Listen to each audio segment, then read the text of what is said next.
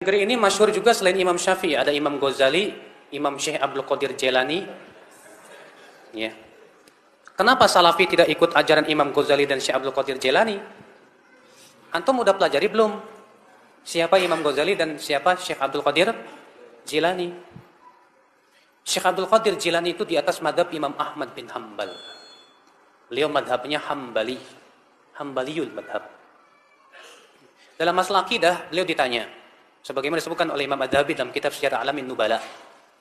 Ya, ketika menerjemahkan biografi Syekh Abdul Qadir Al-Jilani, yang benar Al-Jilani, bukan Al-Jai, yang benar Al-Jilani, dari negeri Jilan. Ya. Beliau ditanya, "Fama aqidatuka ya Syekh?" Apa akidahmu hai Syekh? Faqala, maka beliau menjawab, "Aqidati aqidatus sahabah." Akidahku, aku ikut para sahabat. Kalau gitu antum ikut si para sahabat. Jangan hanya sebatas Syekh Abdul Qadir Jilani. Saya punya bukunya yang ditulis oleh siapa? Imam Abdul Qadir Al-Jilani. Judulnya Al-Gunyah. Dan ternyata, maaf ya, Syekh Abdul Qadir Jilani keyakinannya bertabrakan dengan kebanyakan kaum muslimin di Indonesia. Karena kaum muslimin Indonesia banyak menisbatkan kepada akidah Asy'ariyah. Sedangkan Syekh Abdul Qadir Jilani termasuk yang membantah akidah Asy'ariyah. Di mana dalam kitab Al-Gunyah beliau berkata begini, "Wa kana Allahu 'ala 'arsyihi istawa." Dan adalah Allah bersemayam di atas arasy-Nya. Wala yuqal kama taqulul Asy'ariyah. Dan tidak boleh dikatakan seperti yang diucapkan oleh kaum Asy'ariyah, bi annallaha fi kulli makan, bahwasanya Allah di setiap tempat. Jelas, kalau antum enggak percaya silakan rujuk kitab Al-Gunyah tulisan Syekh Abdul Qadir Jilani. Tegas di situ beliau mengatakan begitu.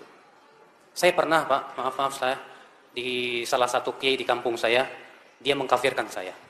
Hanya saya berkeyakinan bahwa Allah bersemayam di atas arsy. Kata dia, Ustaz Badrul Salam itu kafir. Masa dia mengatakan bahwa Allah bersemayam di atas arsy? Ya.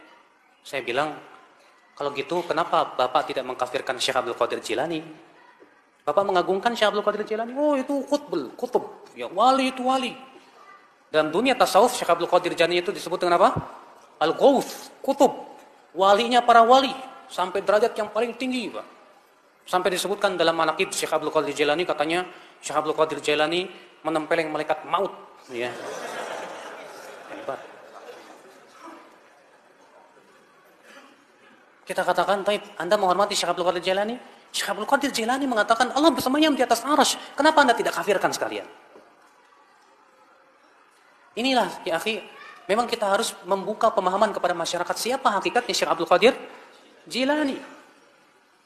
Dan Syekh Abdul Qadir Jilani itu hidup setelah imam yang 4. Makanya disebut bahwa beliau di atas fikihnya dalam masalah madhab, beliau madhab Imam Ahmad bin, bukan Syafi'i beliau, tapi Hambaliyul madhab. Iya. Imam Ghazali di akhir hayatnya, beliau sibuk dengan membaca Sahih Bukhari. Dan ketika beliau wafat, beliau mengatakan, aku wafat di atas ini. Beliau meninggal dalam keadaan mempelajari Sahih Bukhari. Karena beliau sebelumnya, hidupnya habis dengan mempelajari ilmu filsafat. Habis hidupnya untuk membantah ilmu filsafat. Sampai beliau sendiri bingung. Akhirnya beliau kembali kepada Sahih Bukhari. Beliau pelajari. Namun sayang, sebelum beliau selesai mempelajari Sahih Bukhari, beliau meninggal dunia. Bahkan Imam Ghazali sendiri mengakui bahwa pengetahuan beliau terhadap hadis lemah. Beliau berkata, "Bidha'ati fil hadis muzjah." Pengetahuan saya terhadap ilmu hadis lemah, kata beliau. Tapi kitab usul fikihnya Imam Ghazali menjadi rujukan para ulama setelahnya. Karena memang beliau cerdas sekali. Iya. Nah, sekarang Pak, Imam Ghazali manusia tidak?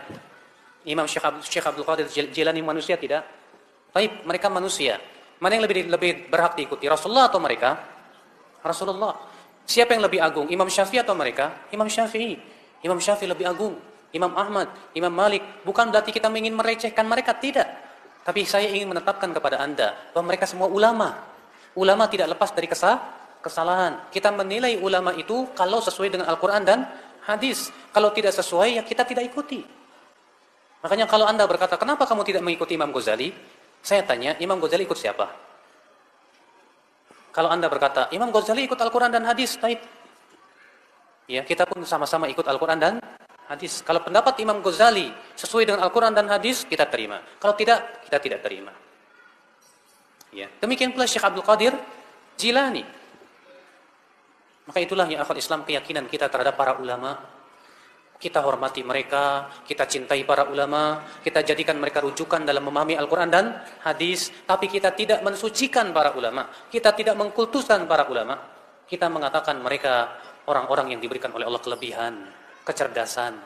Namun kalau mereka berselisih pendapat, kita lihat mana yang paling kuat dalilnya.